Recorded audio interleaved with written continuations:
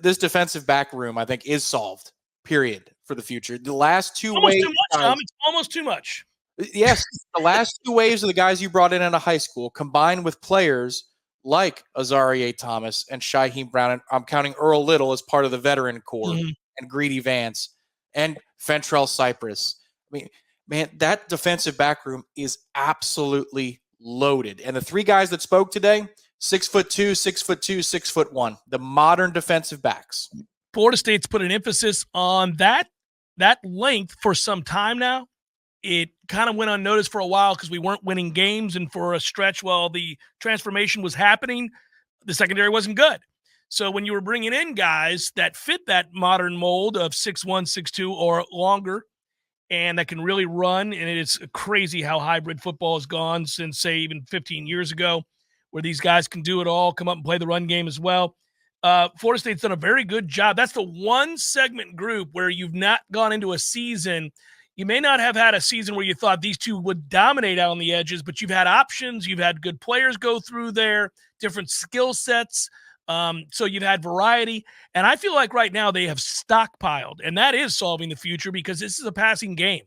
The advantages, the efficiency ratings, all of that are in the pass game. Most offenses are pass-based these days. Yes, all coaches will tell you they want to run the ball, but you've got to defend the pass. See what's happened to the linebacker position. It's been diminished. Most teams a lot of times will just have two linebackers on the field. And so it's very important that you have guys that you can slide inside that are really long and turn and run and do a multitude of things. Florida State has done a great job with that. And you're right. All of these new guys, every time you look at them, you look at the measurables, then you hear them talk, you say, these guys are about the business. It's beautiful. It is. And you're going to be sending some good players to other schools. I don't know if it's going to happen as early as this spring. It might be as early as this spring. It might not. But you're going to be sending some really good players who are going to do positive things, make impacts at other schools. There's just – I know, as you're saying, it's correct. There's only two linebackers on the field, so there's an extra spot for a defensive back. But you can't put 8 of them out there at one time. And you're going to have a crunch here coming pretty soon, if not at the end of this current spring camp. Like, I mean, just think about it if you're a redshirt freshman now at Florida State, and you're Quindarius Jones, KJ Kirkland, Conrad Hussey, Edwin Joseph, one of those players. I'm sure I'm missing one or two.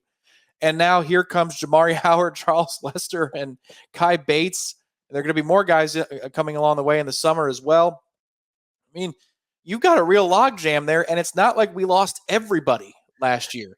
Azareye'h and Fentrell were already basically two of your starters on the outside, and Greedy was your primary backup at slots. And now you're bringing in Earl. I mean, your head spins with all of the options that are here. Florida State's going to be a big player in that export market. Yeah, recruit over people. I don't care. And the ones who don't make it, they can leave. And that's where we got to get. It's got to be ruthless. I want to see it at wide receiver. I want to see it at defensive back. I want to see it on the offensive line. I want to go, man, it's a shame we're going to lose so-and-so. He's a really quality player. He's just not good enough to start here. He can take it on down the road. That's what I hope happens everywhere. Recruit over all these guys and force them to fight off the next guy up.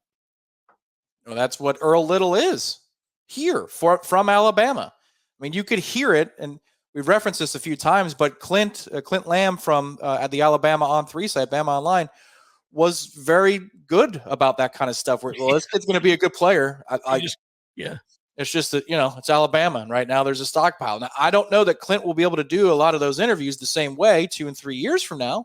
We'll see if DeBoer succeeds. Maybe he does, maybe he doesn't. But that's where Alabama is right now as a program, that you could have a linebacker speaking today at Florida State that people figure is going to be a starter. And it hurts, but it ain't devastating from the Crimson Tide's perspective. And same thing with Earl Little, that they go out the door.